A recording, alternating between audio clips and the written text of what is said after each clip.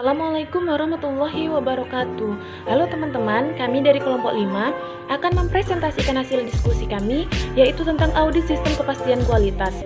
Baiklah, sebelum memasuki materi, saya akan memperkenalkan satu persatu anggota dari kelompok 5. Yang pertama yaitu ada saya sendiri Santa Destiawati, yang kedua Siti Nurhasana, yang ketiga Safina, yang keempat Ade Harvina Dompas, dan yang kelima Nur Hakiki.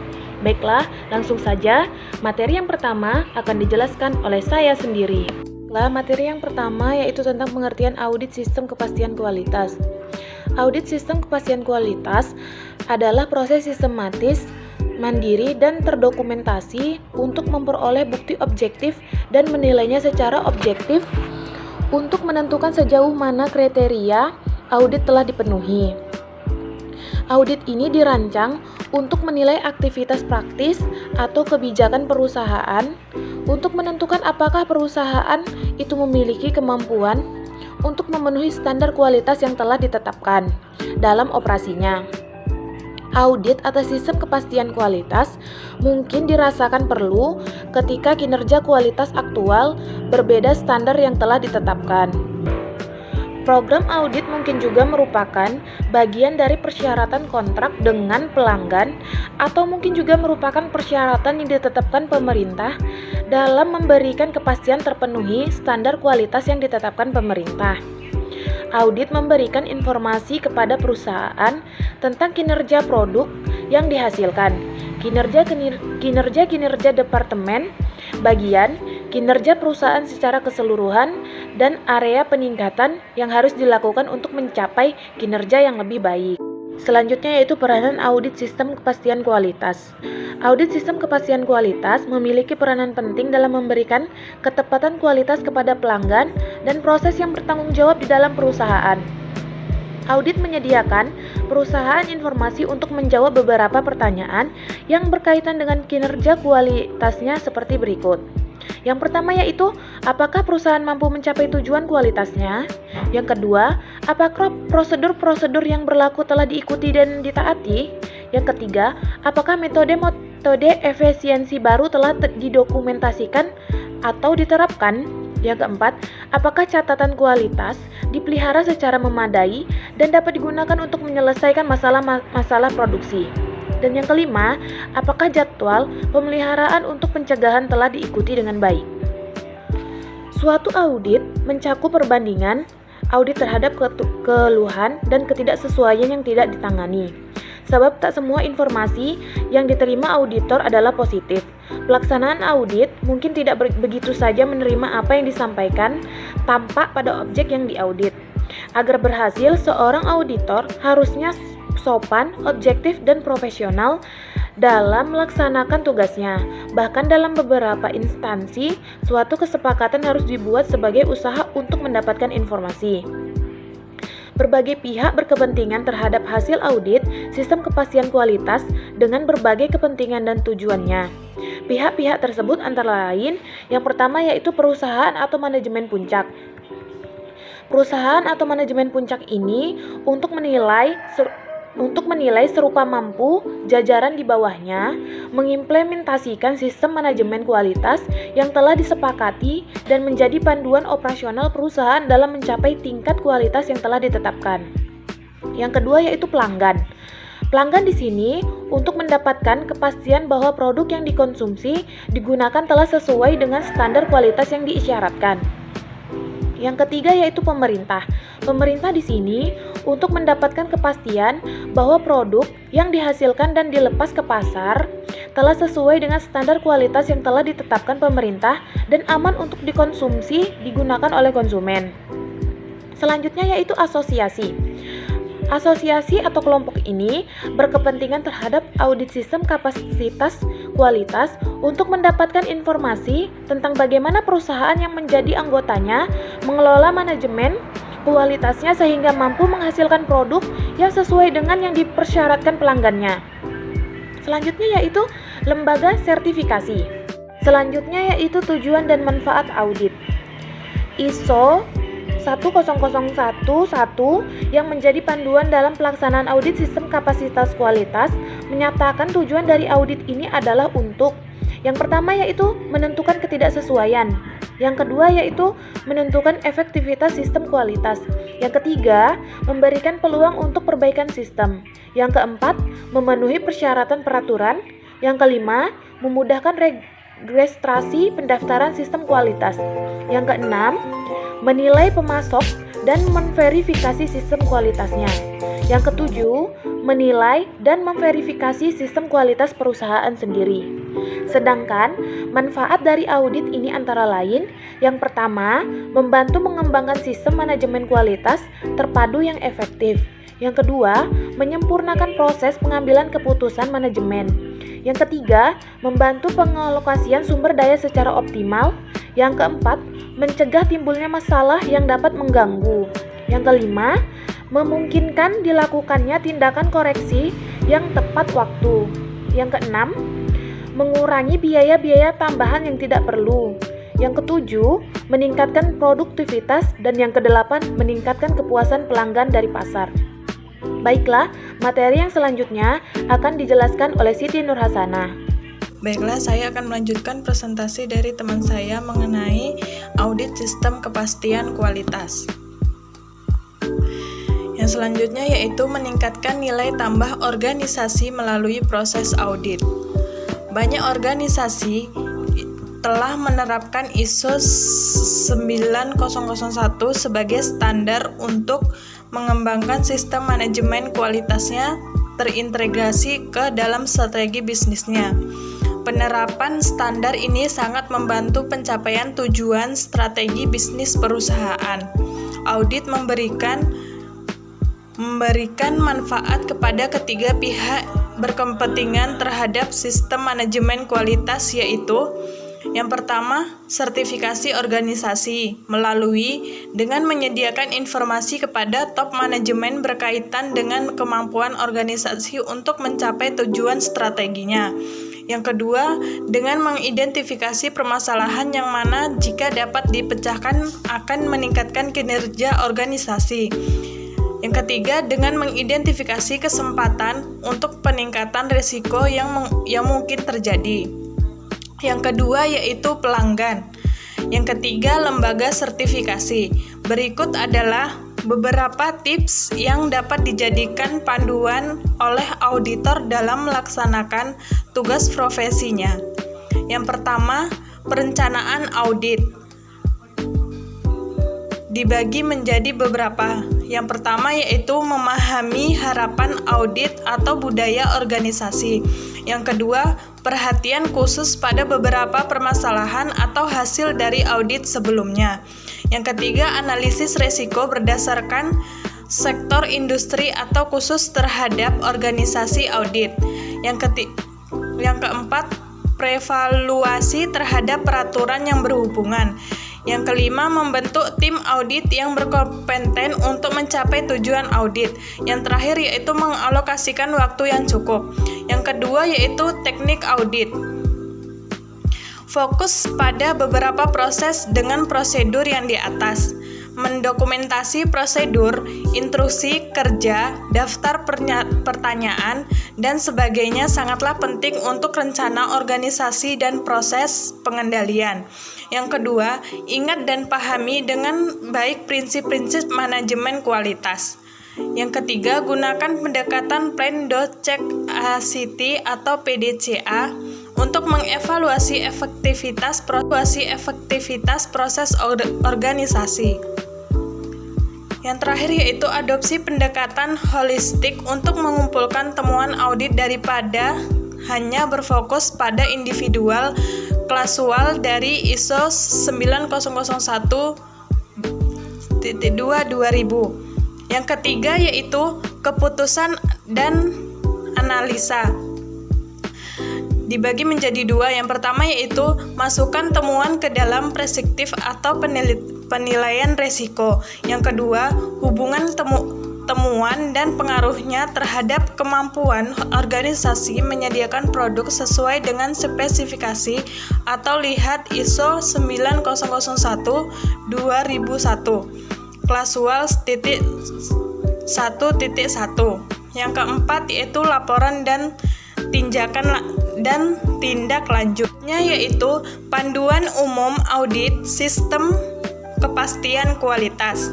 Yang pertama yaitu pastian bahwa auditor berfokus pada penemuan fakta berkaitan dengan kelemahan yang masih terjadi dan peningkatan berkelanjutan. Yang kedua yaitu audit seharusnya digunakan sebagai alat organisasi secara luas dalam meningkatkan kualitas baik sistem, proses, maupun hasil yang telah ditetapkan. Yang ketiga yaitu audit harus dipandang sebagai sesuatu yang relevan dan memberikan nilai baik bagi individu, manajer, maupun perusahaan secara keseluruhan. Yang keempat yaitu audit seharusnya dilakukan secara terstruktur dengan menggunakan kuesioner dan terhindar dari kesan mengadili dalam audit. Yang kelima, rencana audit seharusnya dipublikasikan untuk memungkinkan manajer merencanakan terlebih dahulu. Yang keenam, untuk memastikan konsistensi pendekatan, lebih baik menetapkan satu tim untuk mengaudit suatu area tertentu pada waktu tertentu. Yang terakhir yaitu mengangkat koordinator atau fasilitator auditnya yang tidak dijabat oleh staf penuh waktu. Yang selanjutnya yaitu manajemen kualitas. ISO 901.2/2008 mendasarkan manajemen kualitas pada 8 prinsip manajemen kualitas yang terdiri atas fokus pada pelanggan, yang kedua kepemimpinan, ketiga keterlibatan SDM, keempat pendekatan proses, kelima pendekatan sistem dan pengelolaan, keenam perbaikan yang terus-menerus atau berkelanjutan, yang ketujuh pembuatan keputusan berdasarkan fakta, yang terakhir yaitu hubungan saling menguntungkan dengan pemasok. Selanjutnya itu fokus pada pelanggan. Tujuan perencanaan strategi dan operasional perusahaan harus terfokuskan kepada pelanggan. Semakin tinggi kemampuan untuk memenuhi harapan atau keinginan pelanggan, semakin tinggi pula potensi perusahaan untuk mendapatkan laba yang lebih besar, pasar yang lebih luas, pertumbuhan dan perkembangan usaha yang signifikan. Penerapan fokus pelanggan ini akan mengarahkan perusahaan untuk menyelidiki dan memahami kebutuhan pelanggan, memastikan bahwa tujuan dan secara perusahaan berhubungan dengan kebutuhan harapan pelanggan, mengomunikasikan kebutuhan dan harapan pelanggan dengan organisasi secara keseluruhan, menyelaraskan pendekatan dalam memuaskan pelanggan dan pihak yang berkepentingan serta mengambil tindakan atas hasil yang diperoleh. Yang terakhir yaitu memastikan keseimbangan antara kepuasan pelanggan dengan pihak lain yang berkepentingan seperti pemilik, karyawan, pemasok, investor, masyarakat, pemilik, serta pemangku kepentingan stakeholder lainnya. Sedangkan manfaat dari penerapan prinsip fokus pada pelanggan ini bagi perusahaan dapat berupa yang pertama yaitu meningkatkan pendapatan dan penguasaan pangsa pasar yang diperoleh melalui tanggapan yang cepat dan fleksibel terhadap kesempatan pasar. Yang kedua yaitu meningkatkan efektivitas dan efisiensi penggunaan sumber daya perusahaan dalam meningkatkan kepuasan pelanggan. Yang terakhir yaitu meningkatkan loyalitas pelanggan melalui transaksi yang berkelanjutan. Baiklah, itu penjelasan dari saya. Selanjutnya akan dijelaskan oleh teman saya. Baiklah, selanjutnya kepemimpinan. Penerapan prinsip-prinsip kepemimpinan di dalam perusahaan akan membantu perusahaan untuk satu, memandang semua kebutuhan pihak terkait sebagai satu kesatuan. Kedua, menciptakan visi dan misi yang jelas untuk masa depan perusahaan. Ketiga, menetapkan tujuan, sasaran, serta target yang menantang dan realistis. Keempat, bertindak bebas dengan disertai dengan tanggung jawab dan akuntabilitas. Kelima, menyediakan sumber daya dan pelatihan. Keenam, menjadi teladan dalam kejujuran, moral, dan menciptakan budaya perusahaan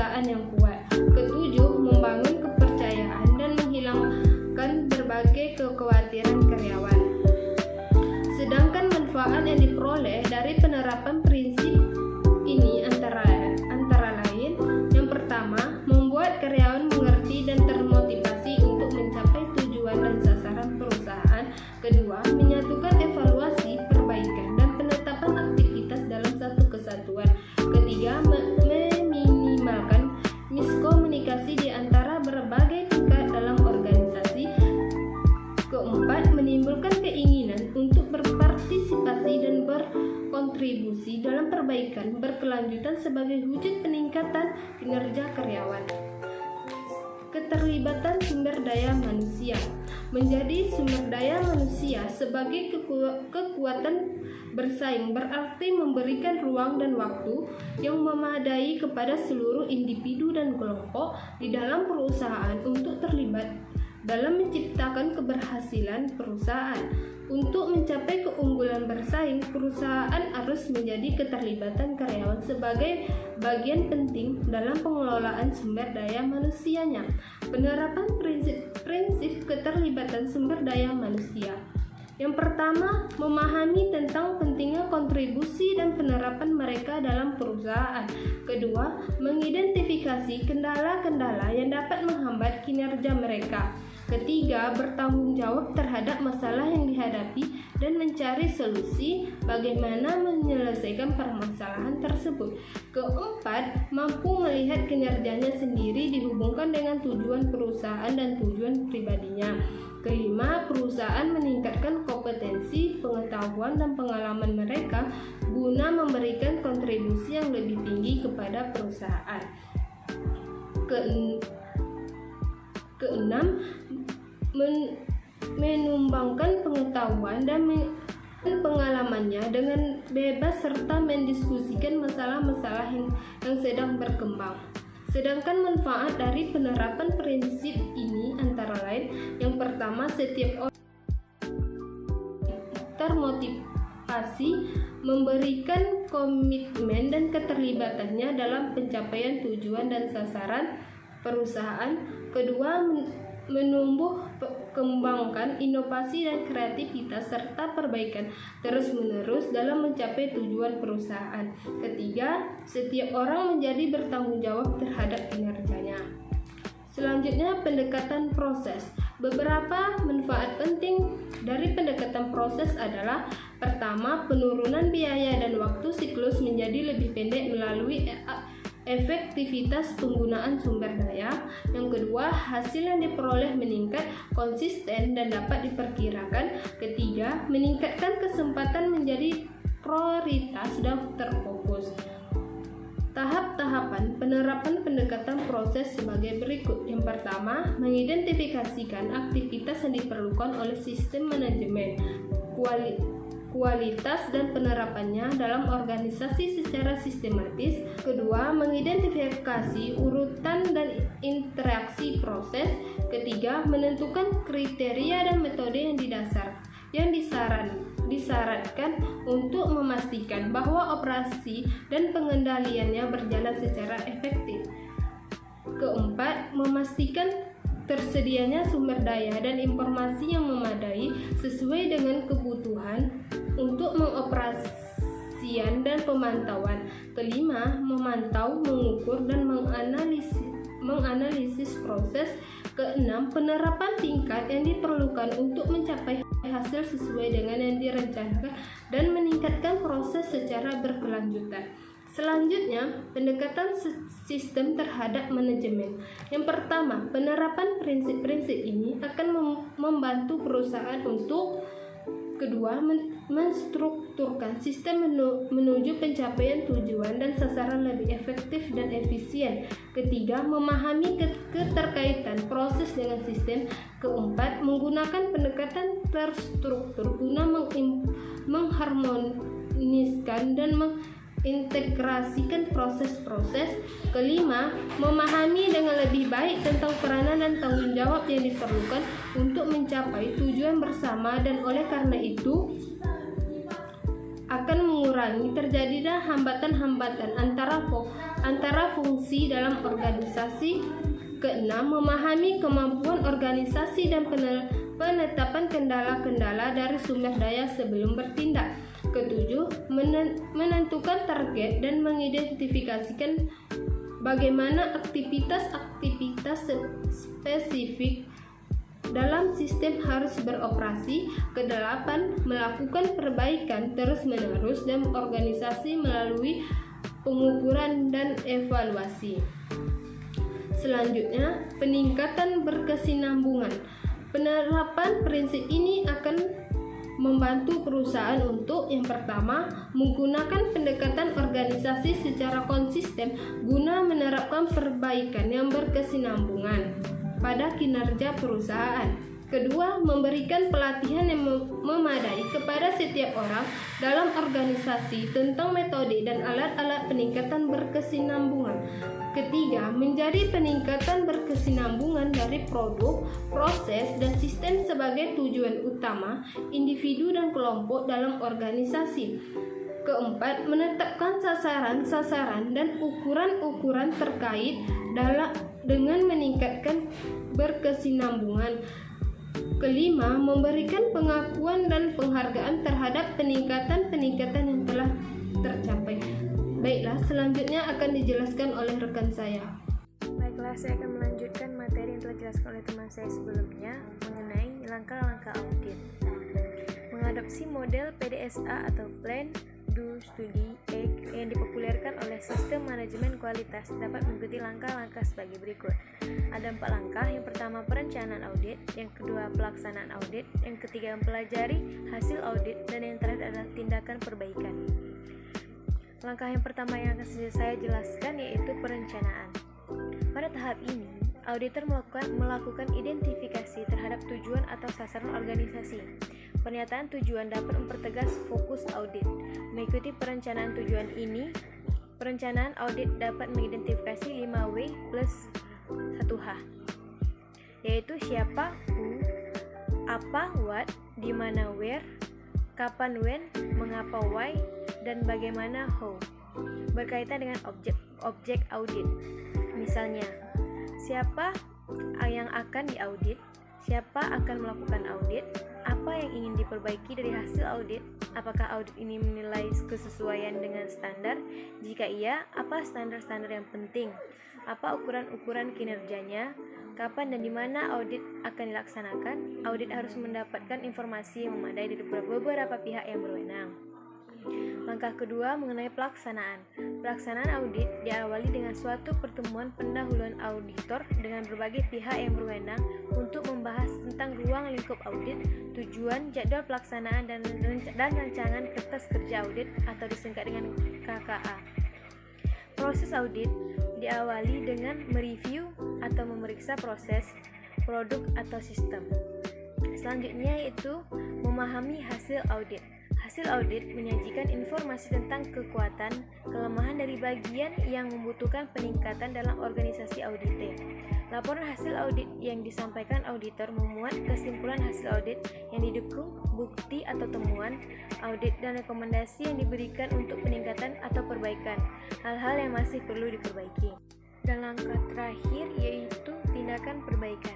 Pada tahap ini, organisasi didampingi oleh auditor mengimplementasikan rencana tindakan perbaikan yang telah ditetapkan. Hal ini memastikan bahwa rekomendasi dan kesimpulan yang dibuat oleh auditor dan didukung dengan rencana tindakan perbaikan oleh pihak terkait dapat membantu organisasi dalam mencapai tujuan peningkatan yang berkelanjutan. Selanjutnya ada sistem manajemen kualitas. Beberapa kriteria kualitas yang termuat dalam klausul ini dapat diuraikan sebagai berikut. Yang pertama ada persyaratan umum. Untuk menerapkan sistem ini, organisasi harus mengidentifikasi proses-proses yang dibutuhkan untuk sistem manajemen kualitas dan aplikasinya dalam organisasi atau sebagai panduan dapat dilihat pada bagian aplikasi sistem manajemen atau kualitas. Yang kedua, menentukan tahapan dan interaksi proses-proses tersebut. Yang ketiga, menentukan kriteria dan metode yang diperlukan untuk memastikan bahwa baik operasi maupun proses-proses ini berjalan dengan efektif. Yang keempat, memastikan ketersediaan sumber daya informasi yang diperlukan untuk mendukung kegiatan operasional dan pemantauan proses-proses tersebut. Yang kelima, ada memantau, mengukur, dan menganalisis proses-proses tersebut. Dan yang terakhir, mengambil tindakan yang diperlukan agar mencapai hasil yang telah direncanakan dan melakukan peningkatan berkesinambungan terhadap proses-proses tersebut. Yang kedua, ada persyaratan umum dibagi 3 bagian, yaitu ada umum, persyaratan manual kualitas, dan yang ketiga ada pengendalian dokumen. Selanjutnya ada tanggung jawab manajemen, ada komitmen manajemen, Manajemen puncak harus memberikan bukti dari komitmennya untuk pengembangan dan penerapan sistem manajemen kualitas serta terus-menerus meningkatkan efektivitasnya dengan yang pertama, berkomunikasi pada organisasi tentang pentingnya memahami persyaratan pelanggan dan memenuhi peraturan hukum yang berlaku. Yang kedua, menetapkan kebijakan kualitas atau tujuan kualitas. Yang ketiga, memastikan tujuan kualitas yang dibuat. Yang keempat, melaksanakan tinjauan manajemen. Dan yang terakhir, memastikan tersedianya sumber daya yang cukup. Selanjutnya ada fokus pada pelanggan. Manajemen puncak harus memastikan bahwa persyaratan pelanggan telah ditentukan dan dipenuhi untuk mencapai kepuasan pelanggan. Selanjutnya yaitu kebijakan kualitas. Kebijakan kualitas merupakan maksud dan arahan secara menyeluruh suatu organisasi tentang kualitas seperti apa yang dinyatakan secara resmi oleh manajemen puncak. Persyaratan kebijakan kualitas mencakup komitmen untuk mengikuti persyaratan dan secara terus-menerus meningkatkan efektivitas sistem manajemen kualitas. Oleh karena itu, manajemen puncak harus memastikan bahwa kebijakan kualitasnya sesuai dengan tujuan organisasi, menyertakan komitmen yang sesuai dengan persyaratan dan melakukan perbaikan sistem manajemen kualitas secara berkelanjutan, menyediakan kerangka kerja untuk menetapkan dan meninjau tujuan kualitas, disampaikan dan dipahami dalam organisasi, dan ditinjau agar sesuai secara terus-menerus. Selanjutnya ada perencanaan. Perencanaan terbagi atas dua bagian. Yang pertama ada sasaran kualitas. Manajemen puncak harus memastikan bahwa tujuan kualitas termasuk yang diperlukan untuk memenuhi persyaratan produk ditetapkan pada fungsi dan tingkat yang relevan dalam organisasi. Tujuan kualitas harus terukur dan konsisten dengan kebijakan kualitas. Tujuan kualitas harus memenuhi kriteria khusus atau spesifik, terukur, dapat tercapai, realistis, dan berjangka waktu. Yang kedua ada perencanaan sistem manajemen kualitas. Manajemen puncak harus memastikan bahwa 1. Rencana sistem manajemen kualitas dijalankan dalam rangka memenuhi persyaratan pelanggan dan juga tujuan kualitas. Yang kedua, keterpaduan sistem manajemen kualitas dipelihara bila terjadi perubahan pada sistem manajemen kualitas yang direncanakan oleh dan diterapkan.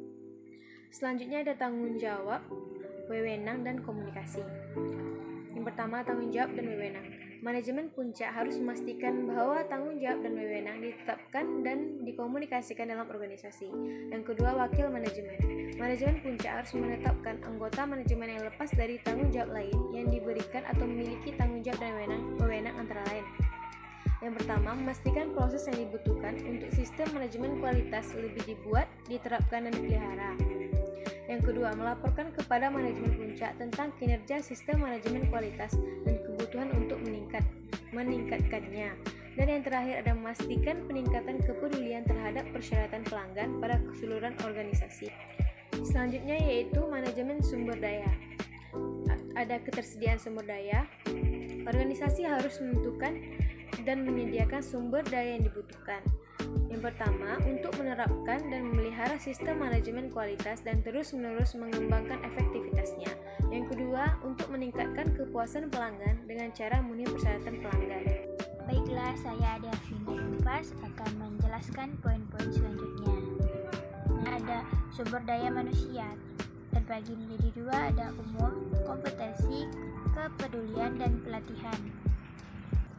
Umum, personel yang bekerja yang dapat memenuhi kualitas produk harus memiliki kompetensi yang berdasarkan pendidikan, pelatihan, dan pengalaman yang sesuai.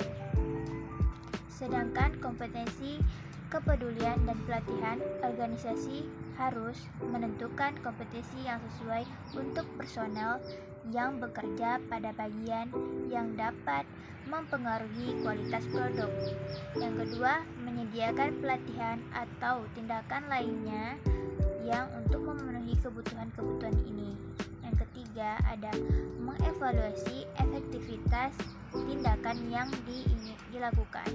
Yang keempat, memastikan bahwa personel tersebut memiliki kepedulian dan relevan dan penting untuk kegiatan-kegiatannya. Kelima, memelihara rekaman atau catatan yang sesuai dengan pendidikan, pelatihan, dan pengalaman. Selanjutnya, lingkungan kerja. organisasi harus menentukan dan mengelola lingkungan kerja yang dibutuhkan untuk mencapai kesesuaian terhadap persyaratan produk. Selanjutnya ada realisasi produk. Perencanaan realisasi produk itu sasaran dan persyaratan kualitas bagi produk. Nah, yang pertama ada kebutuhan untuk menetapkan proses, dokumentasi, dan penyediaan sumber daya untuk produk. Selanjutnya mengikuti verifikasi, validasi, pemantauan, dan pengujian yang putus terhadap produk dan kriteria untuk penerimaan produk. Selanjutnya, dokumen yang dibutuhkan untuk memberikan bukti bahwa proses realisasi menghasilkan produk yang memenuhi persyaratan. Dan selanjutnya, proses yang berhubungan dengan pelanggan. Pertama, identifikasi persyaratan yang berhubungan dengan produk. Organisasi harus menentukan, pertama, persyaratan yang telah ditentukan konsumen mencakup persyaratan untuk penyerahan aktivitas pasca pengiriman. Kedua, persyaratan yang tidak ditentukan oleh konsumen tetapi dibutuhkan pada penggunaan. Baiklah, selanjutnya desain dan pengembangan. Pertama itu perencanaan desain dan pengembangan. Organisasi harus menentukan yang pertama, tahapan desain dan pengembangan. Yang kedua, tinjauan, verifikasi, validasi yang sesuai untuk tiap tahapan desain dan pengembangan.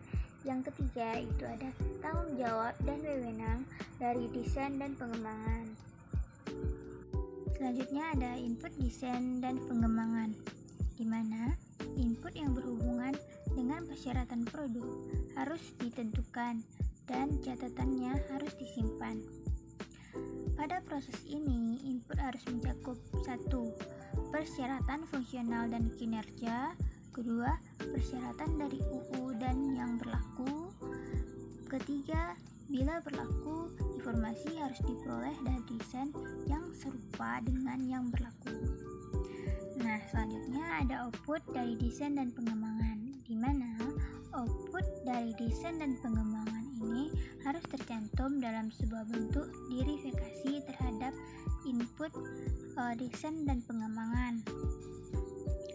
Output desain dan pengembangan harus yang pertama memenuhi persyaratan input sesuai dengan pengembangan.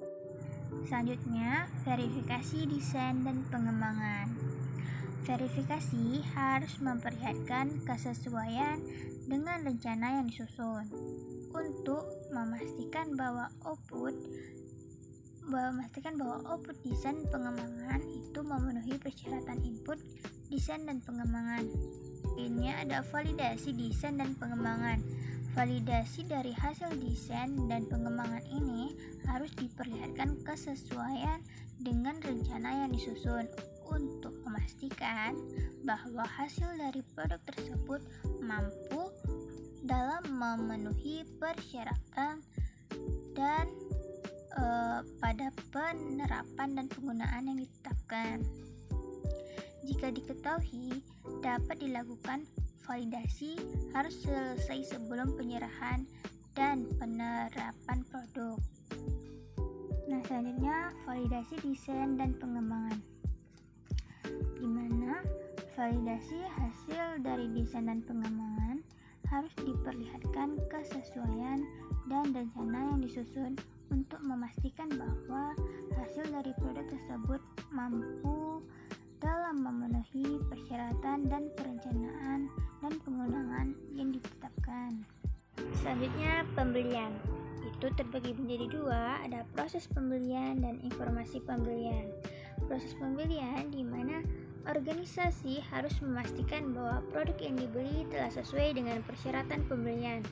Nah, sedangkan informasi pembelian itu, pembelian harus mengabarkan produk yang dibeli, termasuk bila sesuai dengan 1.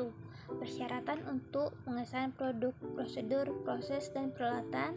Kedua, persyaratan untuk kualifikasi personal. Ketiga, persyaratan sistem manajemen kualitas. Nah, selanjutnya itu ada produksi dan penyediaan jasa. Yang pertama ada pengendalian produksi dan penyediaan jasa. Organisasi harus merencanakan dan melaksanakan produksi dan penyediaan jasa di bawah kondisi yang dikendalikan.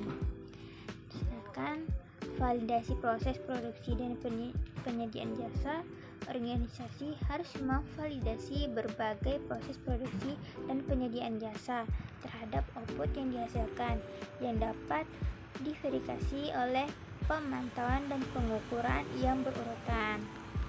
Nah, ketiga ada identifikasi dan mampu telusur. Jika diperlukan, organisasi harus mengidentifikasi produk dengan cara yang sesuai di seluruh realisasi produk. Nah, yang keempat ada properti pelanggan. Organisasi harus berhati-hati dengan properti pelanggan saat ini dalam pengadaan dan penggunaannya. Kelima ada pemeliharaan produk, memelihara kesesuaian produk sejak proses internal dan penyerahan ke tempat tinjauan. Nah, selanjutnya ada pengendalian, pengukuran, dan pemantauan alat.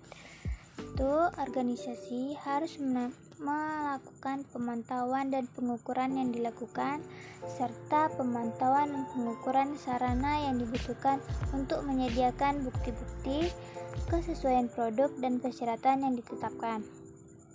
Organisasi harus membuat proses untuk memastikan bahwa pemantauan dan pengukuran dilakukan secara konsisten sesuai persyaratan-persyaratan pemantauan dan pengukuran. Pengukuran, analisis, dan peningkatan. Pertama ada umum. Organisasi harus merencanakan dan menerapkan proses pemantauan, pengukuran, dan analisis pengembangan yang dibutuhkan untuk 1. Memperlihatkan kesesuaian produk, 2. Memastikan kesesuaian sistem manajemen kualitas, 3. Melakukan peningkatan berkelanjutan yang efektif terhadap sistem manajemen kualitas. Yang selanjutnya itu ada pemantauan dan pengukuran. Itu ada kepuasan pelanggan, dimana sebagai salah satu alat untuk mengukur kinerja sistem manajemen kualitas. Organisasi harus menentukan informasi yang berhubungan dengan pandangan pelanggan, apakah organisasi telah memenuhi persyaratan pelanggan atau tidak. Nah, selanjutnya ada audit internal. Audit internal ini, organisasi harus menjadwalkan lingkup perencanaan audit internal untuk menentukan apakah manajemen kualitas sudah sesuai untuk perencanaan yang disusun pada persyaratan ISO 9001 2001 dan pada persyaratan sistem manajemen kualitas yang ditetapkan organisasi. Selanjutnya ada pemantauan dan pengukuran proses, di mana organisasi menggunakan metode proses pemantauan jika dapat pengukuran dari manajemen kualitas. Nah, metode ini harus memperlihatkan kemampuan proses dengan hasil yang direncanakan. Bila hasil yang direncanakan tidak tercapai, koreksi dan tindakan pencegahan harus diambil dengan tepat untuk memastikan kesesuaian produk. Selanjutnya ada pemantauan dan pengukuran produk. Di sini organisasi harus memantau dan mengukur karakteristik produk dan memverifikasi persyaratan produk yang terpenuhi. Selanjutnya ada pengendalian produk yang tidak sesuai, di mana organisasi itu harus memastikan bahwa produk yang tidak sesuai dengan persyaratan produk yang telah ditentukan dikendalikan untuk mencegah penggunaan atau penyerahannya yang tidak sengaja. Nah, poin selanjutnya itu ada peningkatan. Itu terbagi menjadi pertama, peningkatan berkelanjutan, di mana organisasi harus terus melakukan peningkatan berkelanjutan terhadap efektivitas sistem kualitas manajemen. Selanjutnya ada tindakan perbaikan, di mana organisasi harus mengambil tindakan untuk mengurangi penyebab ketidaksesuaian dalam rangka mencegah berulang-ulang terjadinya hal tersebut. Nah, selanjutnya kami dari kelompok 5 telah mereview artikel yang berjudul Pengaruh Audit Internal dan manajemen mutu ISO 9001 tahun 2015 terhadap kinerja karyawan. Penulis Adianto, Eltram, dan Gultom. Jurnal Humanities Management and Science Proceedings, volume 1, nomor 1 tahun 2020. Motivasi penelitian ini adalah untuk melihat audit internal dan manajemen mutu ISO 9001 tahun 2015 terhadap kinerja karyawan, sehingga semua kegiatan usaha perusahaan dapat terarah pada pencapaian tujuan dan sasaran perusahaan berjalan dengan sebaiknya. Dan selanjutnya ada tujuan penelitian, yaitu untuk memenuhi dan mendapatkan bukti empiris terhadap pengaruh-pengaruh audit internal dan sistem audit manajemen mutu ISO 9001 tahun 2015 terhadap kinerja karyawan. Sini, selanjutnya teori yang digunakan kami tidak mendapatkan karena tidak dicantumkan. Yang keempat, penjelasan hipotesis penelitian juga tidak dicantumkan. Nah, yang kelima, metode penelitian, jenis datanya kuantitatif dengan pendekatan deskriptif. Populasi dan sampel, yaitu sampel dalam peneliti ini yaitu seluruh karyawan PT Cahaya Primer Murni. Selanjutnya ada alat analisis, yaitu menggunakan regresi linear berganda dengan menggunakan program SPSS dengan membandingkan tingkat signifikasi masing-masing variabel independen. Keenam, hasil penelitian dan penjelasan. Pertama, audit internal mempengaruhi signifikan terhadap kinerja karyawan. Kedua, sistem manajemen mutu ISO 9001 2015 berpengaruh signifikan terhadap kinerja karyawan. Ketiga, secara simultan, audit dan sistem manajemen mutu ISO 9001 2015 berpengaruh signifikan terhadap kinerja karyawan. Nah, selanjutnya ini ada keterbatasan dan saran dari artikel yang dapat dari kelompok kami. Itu keterbatasannya adalah referensi yang digunakan dalam penelitian ini sedikit, serta variabel bebas yang ada di dalam penelitian ini terbatas.